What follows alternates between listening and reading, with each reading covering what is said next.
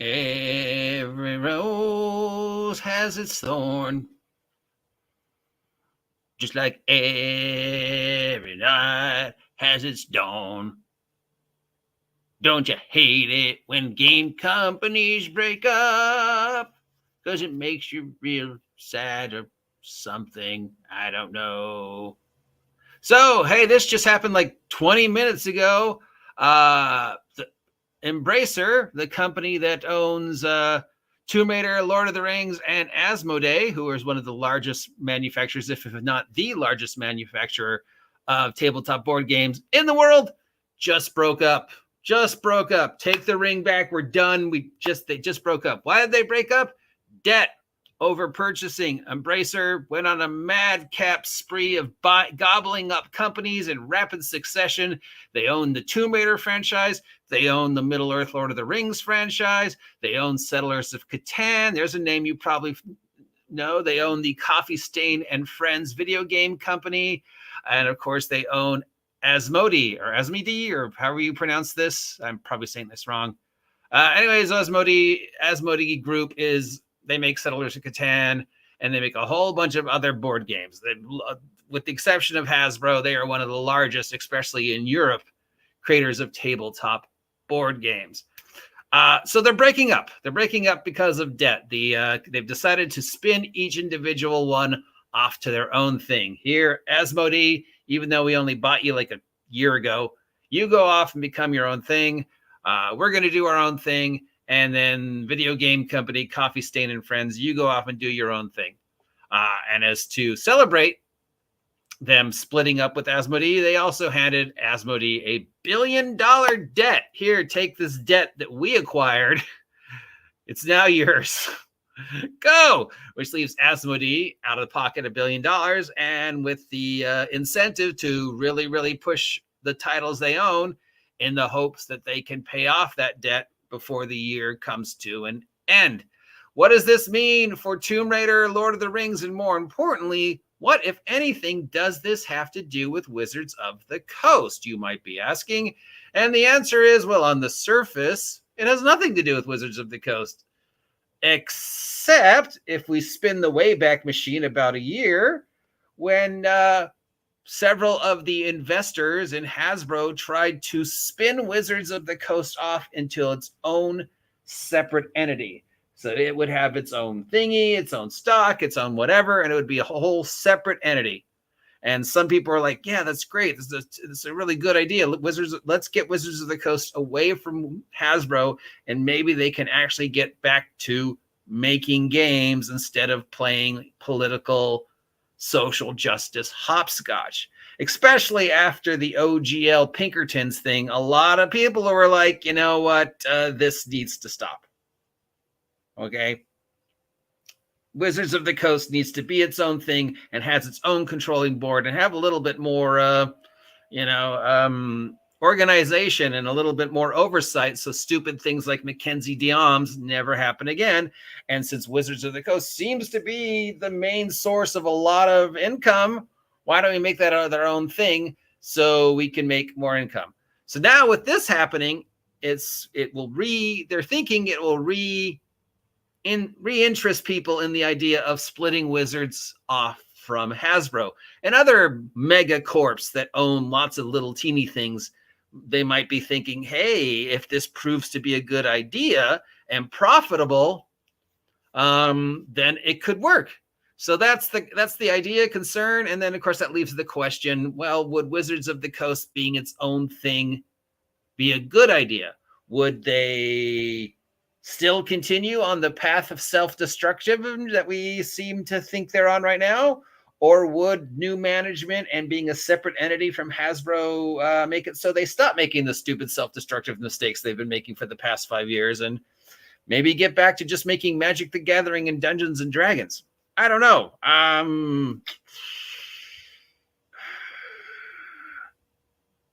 Let's face it, Hasbro absorbs a lot of the slack for Wizards. And Hasbro's thing is kind of like, here's the rope. Go hang yourself. You know what you have to do. But, they do have the protection of Hasbro when things go tits up, like the Pinkertons thing. without Hasbro's oversight, them just being their own little thing, they would have to sink or swim on their own. And I don't know if the mental giants that are Jeremy Crawford and Mackenzie Dayams and Kyle Brink could handle that. What does this mean for the big titles like Tomb Raider and Middle of the Earth? Does this mean we'll see a third Tomb Raider role-playing game? Because what's the fuck is going on with that? We've got two separate Tomb Raider role-playing games that we know, one from Catalyst Games, one from Evil Hat. But these guys who own the franchise could, now that they're spinning off, maybe they'd be like, hey, you know what? Instead, screw you guys. We're going to do our own thing. We already started looking like the Tomb Raider game from Evil Hat's going to self-destruct because it's Evil Hat. Meanwhile, the Tomb Raider game from Catalyst, which is also an official licensed Tomb Raider game, is still out there. We don't know where it stands in the political spectrum because nobody's seen a copy in the wild to go through it and see what it is. And Catalyst kind of hasn't said anything about it. So it exists, but we're waiting to see what its thing is. I mean, I guess we're hoping it's better and closer to the source material than whatever the disaster that Evil Hat's Tomb Raider is, which would be the topic of a whole separate blog. But I think it's fair to say, having just read some of the stuff Evil Hat has already put out regarding the Tomb Raider role-playing game, that they've never actually read the Tomb Raider lore or played the video game. But these guys own the original rights to the thing. So now what does this mean? Well, it means that their video game company is going to go off and be its own little thing, but they're still going to control Tomb Raider. So they're either going to have to start their own video game thing or find another video game company to continue the Tomb Raider franchise. Meanwhile, they've got control of Tomb Raider, which feeds into the Tomb Raider role-playing game and everything else. More importantly, what does this mean for Lord of the Rings? These are the guys who currently own the film and gaming rights to The Hobbit and The Lord of the Rings, as well as the Tomb Raider franchise. They're going to remain a part of the existing Embracer group. So that means Embracer is still going to control what's going on with Hobbit and Lord of the Rings.